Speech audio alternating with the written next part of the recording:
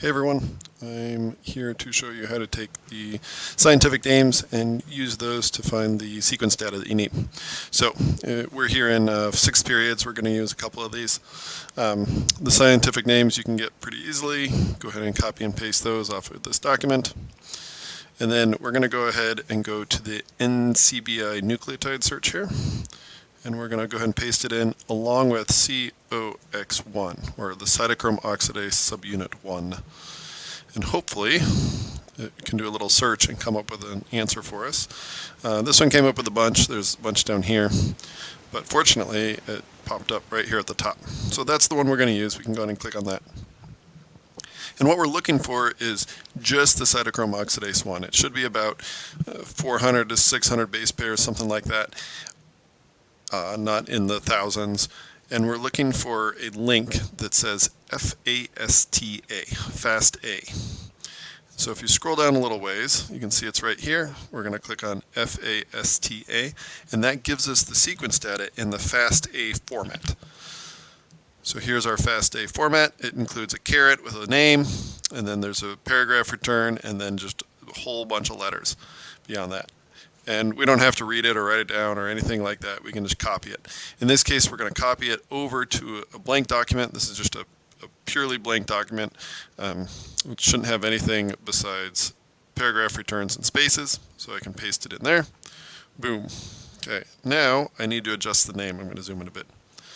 So right now we don't want the name, the part after this caret, to be this thing.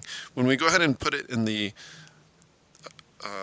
program that does the tree building, it takes whatever the first string of characters are until it hits a space as the name.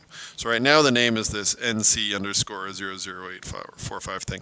We don't want that. We want the name to be sus scrofa. So, and we don't care about these numbers anyway, because we're not the scientists who worked on it.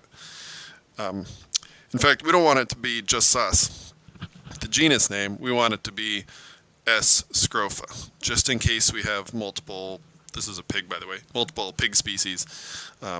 So we're going to change it to S. scrofa. So now the name that shows up in our tree when we build it will just be S. scrofa. And we can remember that's the pig.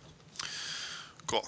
I got a couple more examples I want to show you too. We're going to try this, this rat. This is the brown rat. And we'll go back to here. Again, we can just paste it in here, type COX1. We'll see what comes up. Again, it has a cytochrome oxidase subunit 1. I also wanted to show you that sometimes it appears down here. Again, it should be 400 to 600-ish. This is a little bit longer, but that's fine. Here we can go directly to the FASTA format as well. So you could just click right there, and it instantly goes to the FASTA format for the rat. So we can copy that down. Again, we can pop it in here, boom, and then go ahead and fix it to be R norvegicus. Okay, and then I'll do one more. We're going to do this one down here.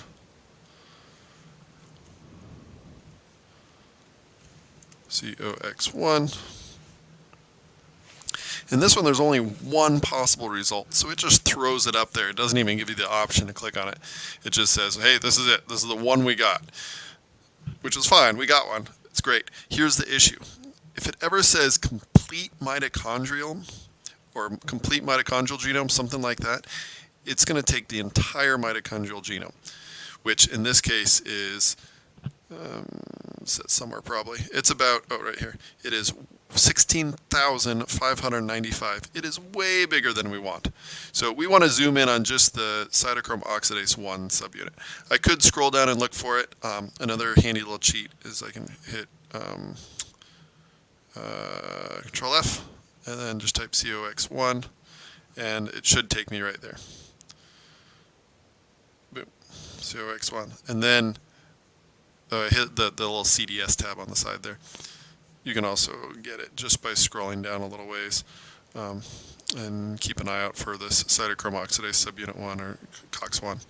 And I hit CDS and then it pops up here with the amino acid sequence. We don't want the amino acid sequence, we want the FASTA sequence. So I'm going to click there and that gives it to me right there. And we're going to copy that. Easy. Bring the tabs back up.